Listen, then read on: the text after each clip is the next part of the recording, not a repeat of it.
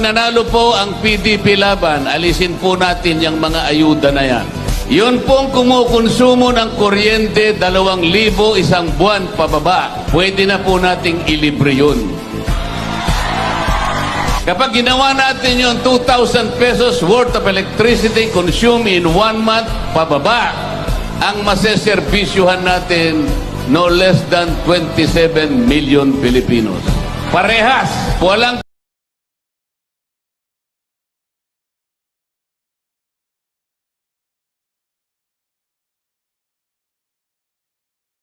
sapagkat diretso sa inyo. Walang makakapagpasikat kasi wala nang magbibigay sa inyo. Kasi ngayon, nagbibigay.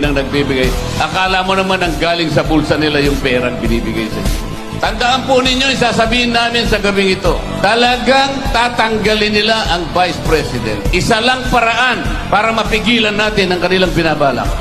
Yung team na yun, ayaw na nilang makauwi si Tatay Digong dito sa ating bansa. Pero merong isang team pipigilan yung kanilang kagustuhan, PDP Laban. Nanalo po ang PDP Laban, alisin po natin yung mga ayuda na yan.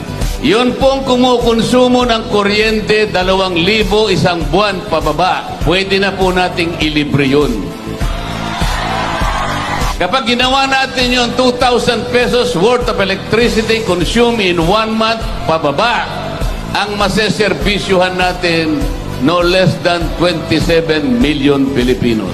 Parehas, walang sapagkat diretso sa inyo. Walang makakapagpasikat kasi wala nang magbibigay sa inyo. Kasi ngayon, nagbibigay. Akala mo naman ang galing sa bulsa nila yung perang binibigay sa inyo. Tandaan po ninyo, isasabihin namin sa gabing ito, talagang tatanggalin nila ang Vice President. Isa lang paraan para mapigilan natin ang kanilang binabalak. Yung team na yun, ayaw na nilang makauwi si Tatay Digong dito sa ating bansa. Pero merong isang team pipigilan yung kanilang kagustuhan, PDP Laban.